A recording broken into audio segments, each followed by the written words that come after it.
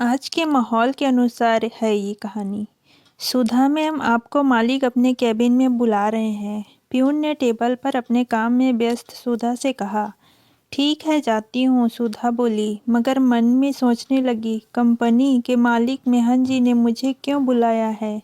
खैर, बुलाया है तो जाना तो पड़ेगा। सर, आपने मुझे बुलाया है? जी हाँ, बैठिए। कंपनी के मालिक मोहन जी ने सामने की कुर्सी की ओर इशारा किया। मोहन जी बड़े ध्यान से सुधा के चेहरे की ओर देख रहे थे। उसके मुख पर सौम्य संतोष का भाव था। अचानक उन्होंने एक पेपर उसके सामने रखते हुए कहा, मिस सुधा, आपने दोबारा प्रमोशन से इनकार कर दिया।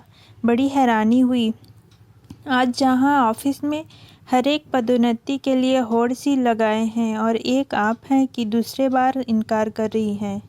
आखिर कारण क्या है? सुधा बड़े निर्लिप्त भाव से मुस्कुरा उठी।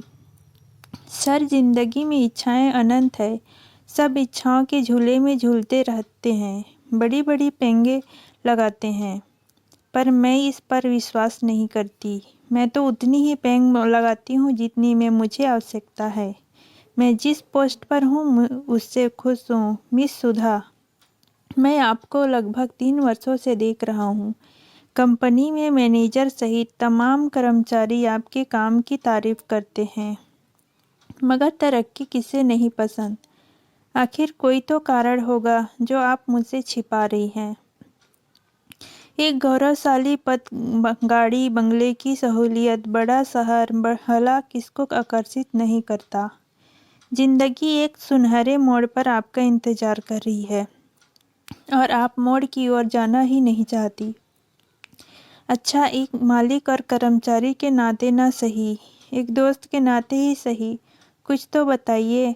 सुधा ने गंभीर मुद्रा में एक बार मोहन जी की ओर देखा और फिर बोली, सर, मुझे मेरे माता पिता के प्रति अपना धर्म आकर्षित करता है।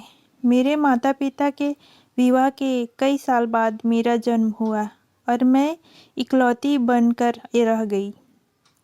मम्मी पापा काफ़ी उम्र के हो चले हैं। आप तो जानते ही हैं कि एक पौधा कहीं भी मिट्टी में पनप जाता है, पर वृक्ष नहीं। उन्हें यहाँ रहना पसंद है, यहाँ वहाँ जिंदगी जी रहे हैं, हंसी खुशी। और सर, एक नए शहर में आकर उनके लिए नया जलवायु अनुकूल नहीं हुआ तो माना बड़ा बंगला, गाड़ी, शोहरत होगा, मगर जिनके लिए मेरा जीवन है, यदि वही वहाँ खुश नहीं रह पाएंगे तो ऐसे ओहदे, बंगले, गाड़ी मेरे लिए बेमानी है।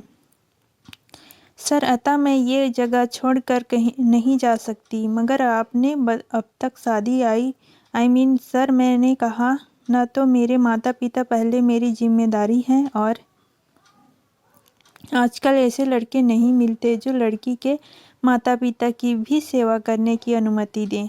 मतलब लड़के वाले अपने परिवार के आगे भूल जाते हैं, एक लड़की के भी माता पिता हैं। बस इसलिए आपके अब तक शादी नहीं की। मोहन जी ने मुस्कुराते हुए कहा, जी, इसलिए मुझे कोई प्रमोशन नहीं चाहिए। सर, उसने अंतिम फैसला सुनाया। मोहन जी सुधा के धर्मनिष्ठ पर मुग्ध हो उठे। उन्होंने अपना हाथ आगे बढ़ाया और कहा, क्या आप मुझसे शादी करोगी?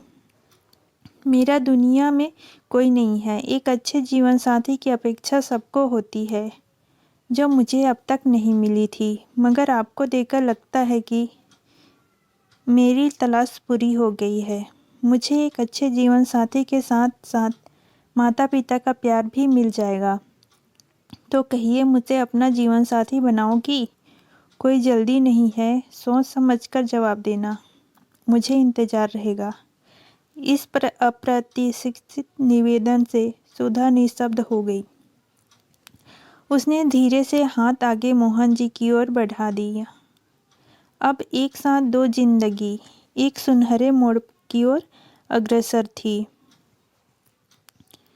दोस्तों, आपको कहानी कैसी लगी कमेंट में ज़रूर बताएं। अगर अच्छा लगे तो चैनल को लाइक, शेयर, सब्सक्राइब ज़रूर करें। धन्यवाद।